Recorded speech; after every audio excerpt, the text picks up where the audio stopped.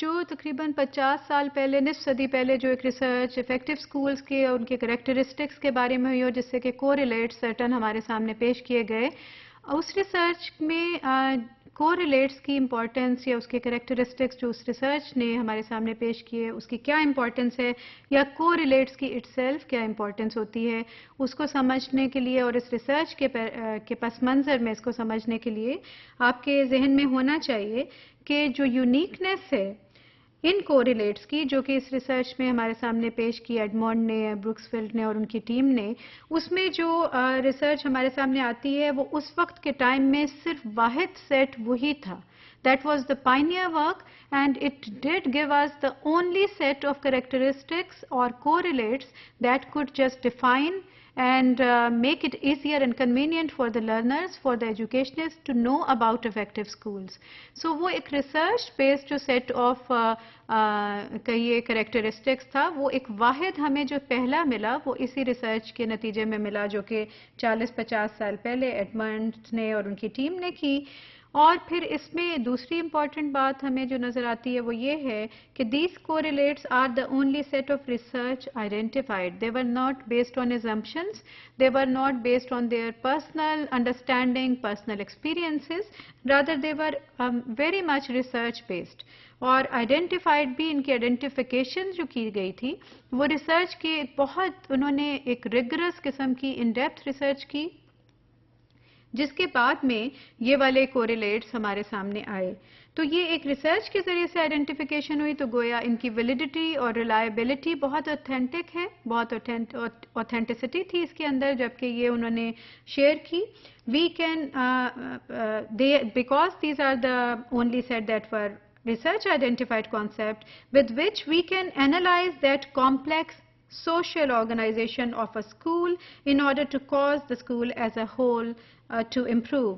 So in correlates کی مدد سے جب ہم ابھی ان کے بارے میں ایک لمحے میں دیکھتے ہیں کہ وہ کون سے 7 correlates تھے جو انہوں نے بتائے کہ اسکول کی، آپ دیکھیں کہ وہ ہول اسکول اپروچ کے ساتھ اسکول کی پوری لائف کو ذہن میں رکھتے ہوئے وہ بات انہوں نے ریسرچ کے ذریعے سے فیکٹرز آئیڈینٹیفائی کیے. ان کا فوکس صرف ایگزامینیشن پہ نہیں تھا ان کوریلیٹس کا یا ان فیکٹرز کا، یا صرف پیرنٹل انوالومنٹ پہ نہیں تھا، صرف ٹیچر کے رول پہ نہیں تھا. رادر ہمیں نظر آتا ہے کہ اس میں سب لوگوں کی ساری پوری کی پوری اسکول لائف کی ایک جرنلی انہوں نے انکلوژن کی اور اس کو ساتھ لے کر چلے. ان 7 جو کوریلیٹس ہیں آف افیکٹو اسکولس، اس میں پہلا انہوں نے انسٹرکشنل لیڈرشپ کو کہا، یعنی وہ لیڈرشپ، وہ ایبلٹی، وہ اسکل جس کی مدد سے کہ آپ درس و تدریس اور ہدایات کا سلسلہ جاری ہوتا ہے اسکول میں. So it includes every thing within the area of teaching and learning. It includes definitely the examination part, it includes daily classroom practices. Then number 2, clear and focused mission. Every school according to them should have a clear mission کہ وہ school کس لیے اس society میں exist کر رہا ہے. So we should be very much clear about the mission.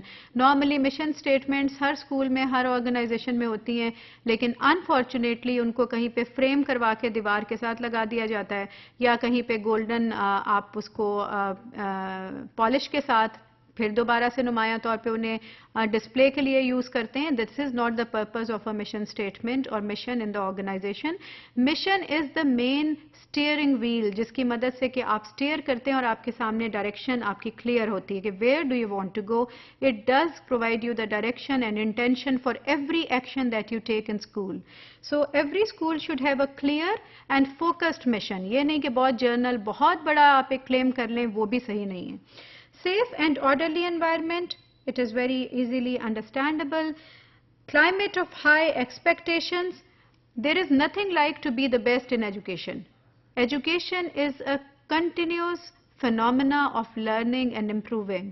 اسی لیے دیکھیے رسول اللہ صلی اللہ علیہ وسلم نے بھی کہا کہ ڈے 1 سے لے کر آخری دن تک کچھ نہ کچھ سیکھتے رہیں اور آگے بڑھتے رہیں. ظاہر ہے جب آپ کچھ سیکھتے ہیں تو کچھ ایسی ہی چیز ہوتی ہے جو کہ نئی ہوتی ہے، جو بہتری کے لیے ہوتی ہے. سو کہیں پر بھی یہ نہیں کہا گیا کہ تم نے یہ سیکھ لیا تو now you are the best, so you don't have to need anything else to learn anything else, so just stop. So there is nothing like a full stop اور to be the best in education. So climate of high expectations, how do we learn? Because ہمیں بتایا جاتا ہے کہ you have done a wonderful job but you can do more. So to be able to identify the right kind of thing کہ کیا ہم زیادہ بہتر کر سکتے ہیں، وہ بھی اسکول میں ایبلٹی ہونی چاہیے. یہ نہیں کہ آپ کوئی ایسے ایک ٹارگیٹس دے دیں جو کہ سمپلی ٹو ڈیفیکلٹ ہوں، ان اچیویبل ہوں یا پریگمیٹک نہ ہوں، پریکٹیکل نہ ہوں، جن کو آپ حاصل ہی نہیں کر سکیں. تو کھیلن کو چاند نہیں مانگیں، وہ کریں جو کہ ریالٹی میں، پریکٹیکلٹی میں واقعی ہی ایک possible who. Step by step hand holding کر کے، یا آپ نے ڈائریکشن دے کے، یا آپ نے لیڈرشپ دے کے بچوں کو، لرنرز کو، اپنی ٹیم کو آگے لے کر جانا ہے یا نہیں، کیا اسکول میں یہ ہو رہا ہے یا نہیں. Frequently monitoring of student progress. آپ اسٹوڈنٹ پروگرس کی مانیٹرنگ، ناٹ ایویلیویشن، کہ سارا کچھ کرنے کے بعد سال کے اخیر میں ایک رپورٹ نکال کے دے دینے کا نام مانیٹرنگ نہیں ہے. آپ نے آن گوئنگ ایک مانیٹرنگ اینڈ سپورٹ اسٹوڈنٹس کو ہے یا نہیں ہے. Positive home school relationship, positive relationship between home and school, ان کا کیا سچویشن ہے، کہاں پر ایگزسٹ کرتے ہیں.